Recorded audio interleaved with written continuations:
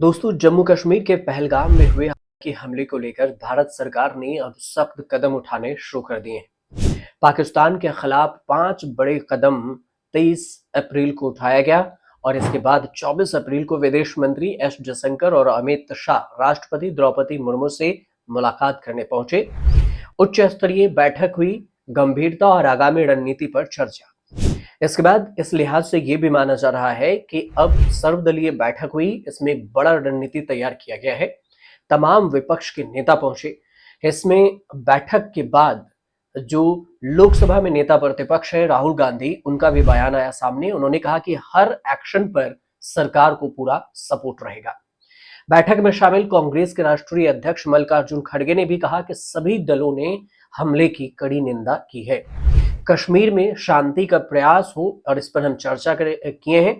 किसी भी एक्शन के लिए हम समर्थन में हैं। पहलगाम आतंकी हमले पर जो जारी सर्वदलीय बैठक हुई, उसमें 2 मिनट का मौन रखा गया। मीटिंग में जान गंवाने वाले लोगों के प्रति संवेदना जताई गई।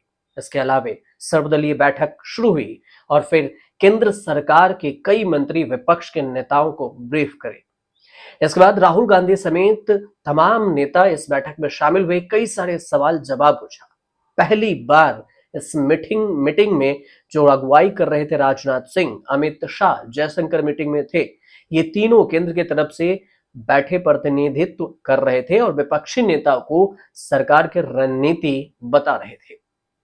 इसके अलावे जो देखा जाए तो जो बैठक में हुई है बात, वो पहली बार अमित शाह ने ये भी कबूल किया कि जम्मू कश्मीर के पहलगाम में सुरक्षा में चूक हुई है।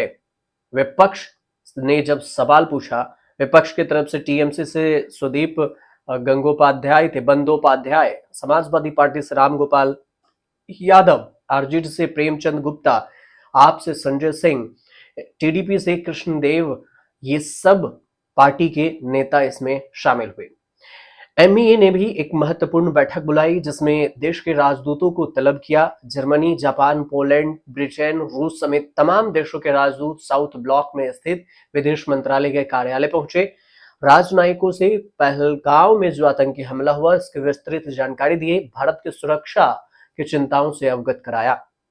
इसके बाद जो देखें तो राजदूतों की ब्रीफिंग हुई और फिर इधर राहुल गांधी मतलब विपक्ष के नेताओं के साथ सरकार की बैठक हुई।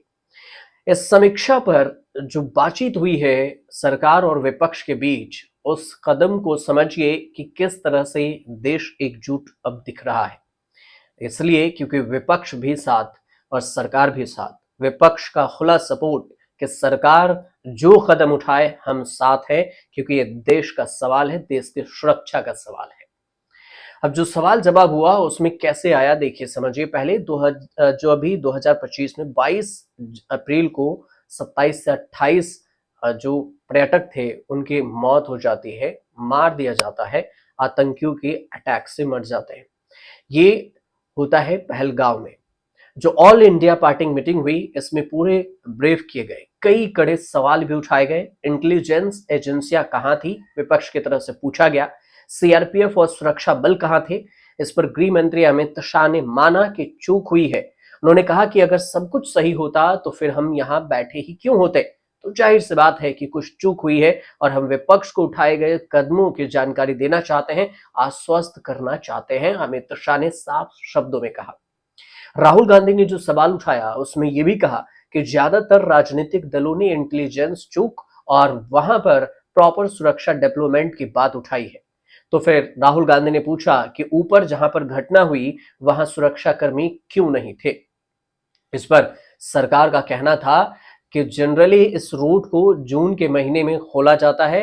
अब अमरनाथ यात्रा शुरू होती है क्योंकि अमरनाथ यात्रा की यात्री इस जगह पर रेस्ट करते हैं और इस बार लोकल टूर ऑपरेटर्स ने सरकार को बिना जानकारी दिए वहां पर टूरिस्ट की बुकिंग लेनी शुरू कर दी।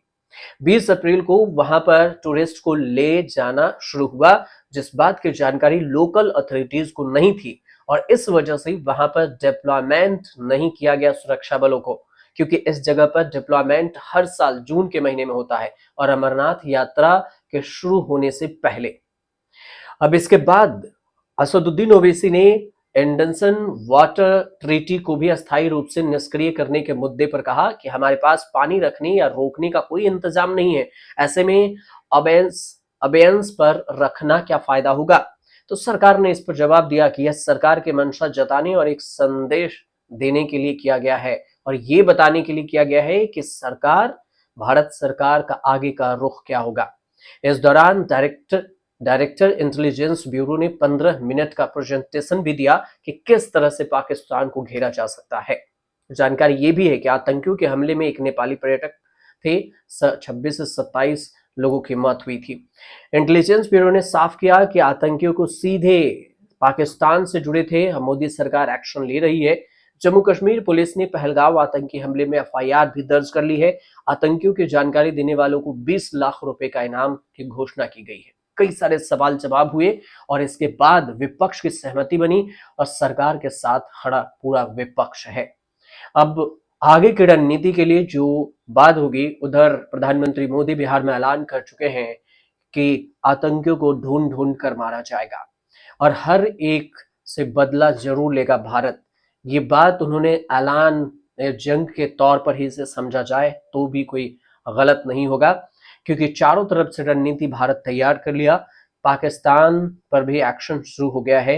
अब ये लॉन्ग टर्म प्रोसेस है या शॉर्ट टर्म, ये भी थोड़े वक्त में पता चल जाएगा।